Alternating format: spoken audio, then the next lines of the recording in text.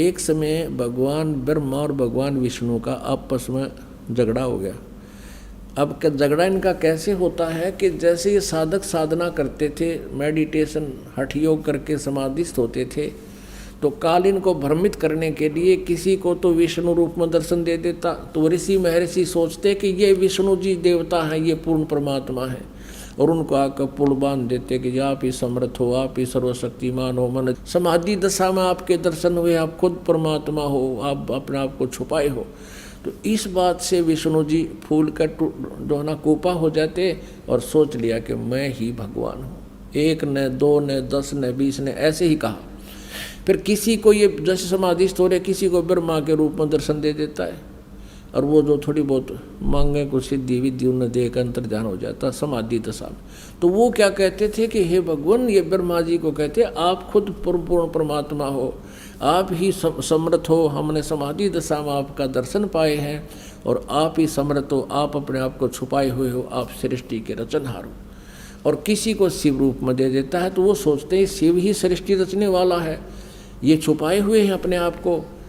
तो इसी आधार से ब्रह्मा जी ने तन्नो सोच लिया मैं सृष्टि करता, सब मेरे से उत्पन्न हुए, और विष्णु जी ने ये सोच लिया कि मैं सब का मालिक।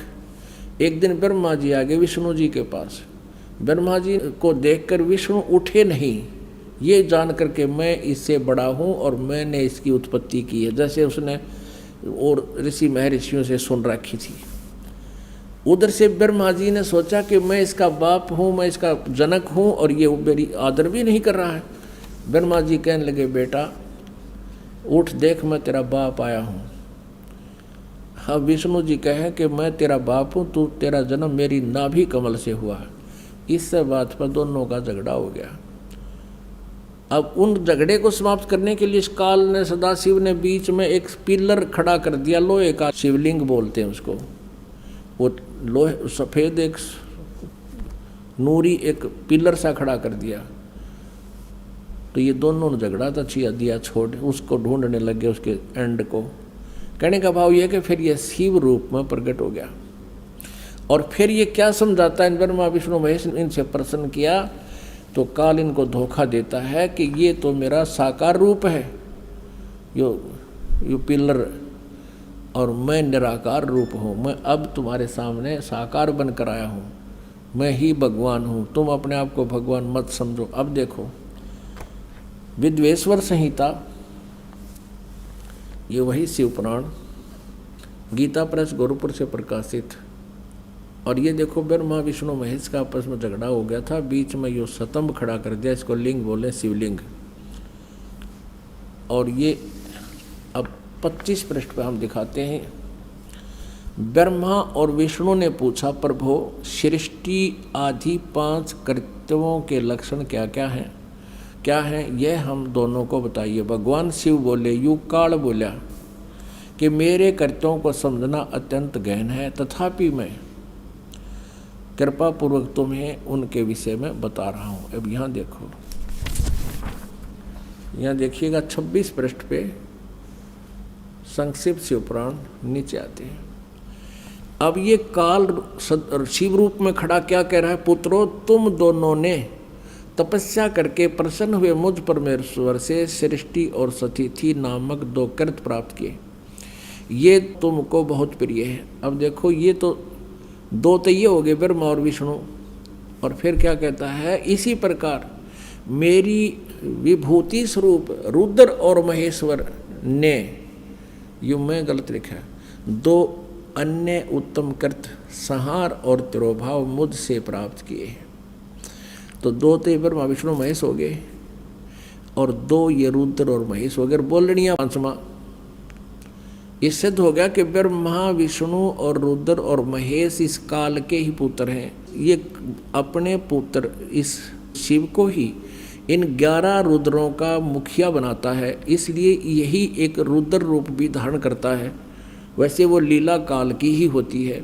तो यहाँ ये महेश और रुद्र को 4 सुनकर आप भ्रम ना पड़ना। हमने ये देखना है कि ये ब्रह्मा विष्णु और महेश ये इनसे न्यारा है जो इनका पिता जो ये बोल रहा है जिससे इनका जन्म हुआ है। हमने 4 सिद्ध करने थे ये न्यारे न्यारे।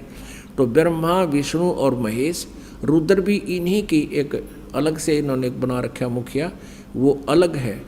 तो ये ब्रह्मा विष्णु और ये महेश ये इस काल के पुत्र हैं, ये सिद्ध करना था इनका जन्म, और दुर्गा इनकी माता है। अपनात्माओं,